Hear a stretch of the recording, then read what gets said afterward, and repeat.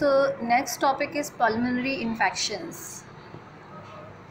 Pulmonary infections को हमने दो क्लासेस में डिवाइड किया है, upper respiratory tract infections and lower respiratory tract infections. ठीक है. अच्छा, अपर रिस्पायरेटरी ट्रैक में कौन कौन से ऑर्गन्स ये स्ट्रक्चर्स आते हैं और लोअर रिस्पायरेटरी ट्रैक में क्या आते हैं? तो अपर रिस्पायरेटरी ट्रैक में nasal cavity, pharynx and larynx. ठीक. उसके बाद lower respiratory tract involve mainly trachea, primary bronchi and lungs. Lungs में मेनली एल्विलाई. ठीक है. सो डिफरेंस क्या है upper respiratory tract and lower respiratory tract infections में? Difference is the presentation and the symptoms. ठीक है. किस तरह वो साइन एंड सिम्टम्स क्या होंगी एंड डिजीज़ क्या होंगी. So upper respiratory tract infections mainly present as common cold, tonsillitis.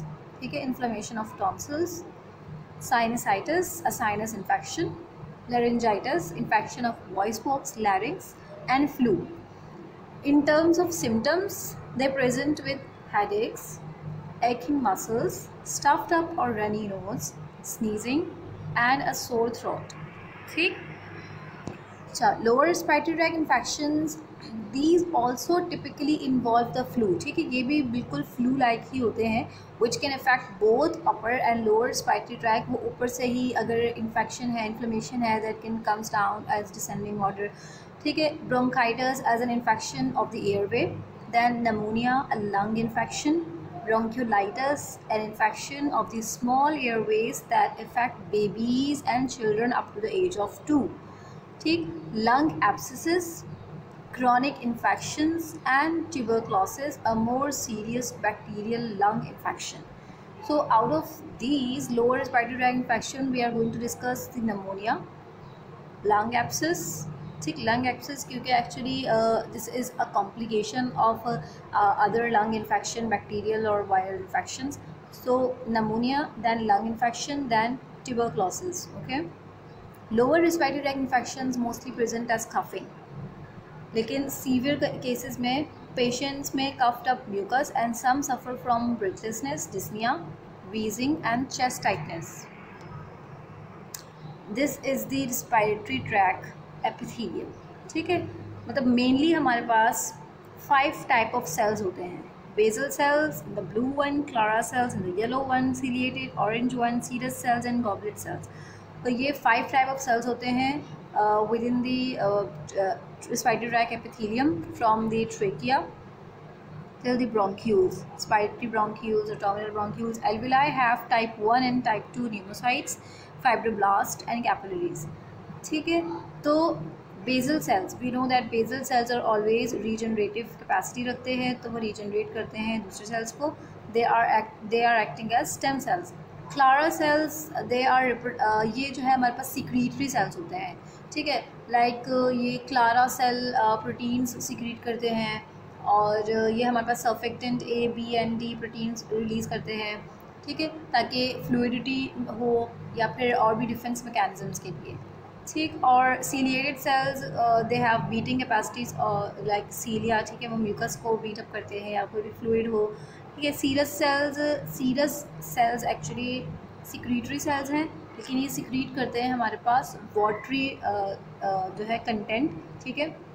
ताकि वो म्यूकस को थिन कर सकें. Goblet cell that secrete mucus. The respiratory epithelium is a functional interface between the pathogen and the innate or adaptive immune response. ठीक है. respiratory epithelium act as a interface, a defense mechanism. So ये क्या क्या करता है? Epithelium provides a physical barrier to the pathogen. Ciliated epithelial cells are important in propelling the mucus up the airway.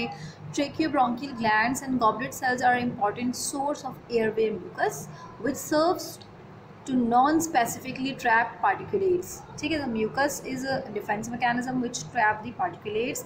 Regulation of water and ion movement into the airway mucus. It secretes the surfactant protein A, surfactant protein D, lysozyme, lactoferrin, antimicrobial peptides like beta-defensins and cathelicidins, and releases reactive oxygens and nitrogen species to kill the invading pathogens. ठीक है ना. तो किसी भी अगर वजह से respiratory epithelium is injured, then defense mechanisms are lost and that can lead to disease. The respiratory epithelium can produce a number of bioactive cytokines. ठीक है. जो कि रेगुलेट कर रहे होते हैं इन्फ्लेमेशन को और ग्रोथ को. ठीक है. So that and activate inflammatory cells in the lung like interferon alpha है, interferon gamma है, interleukin 1, tumor necrosis factor alpha, interleukin 8, regulated on activation normal T cell expression and secreted. These are bioactive cytokines which promotes recruitment and activation of the dendritic cells, lymphocytes and mast cells. Promotes remodeling through the release of transforming growth factor beta. It is therefore a key modulator of the lung defense, lung injury and repair. ठीक है, TGF beta is a key modulator of defense, injury and repair. Defence mechanisms क्या हैं? Upper airways में हमारे पास nasal hairs are defence mechanisms, cough reflex is a defence mechanism, flexible posterior trachea is a defence mechanism, larynx itself is a defence mechanism which is epiglottis close. ठीक, lower respiratory tract में हमारे पास है innate and adaptive immune responses. Innate includes mucociliary function, ठीक है, mucociliary function of ciliated epithelium, alveolar macrophages which causes the phagocytosis and mucus production. ठीक है, ये हमारे पास innate immune responses हैं lower respiratory tract के.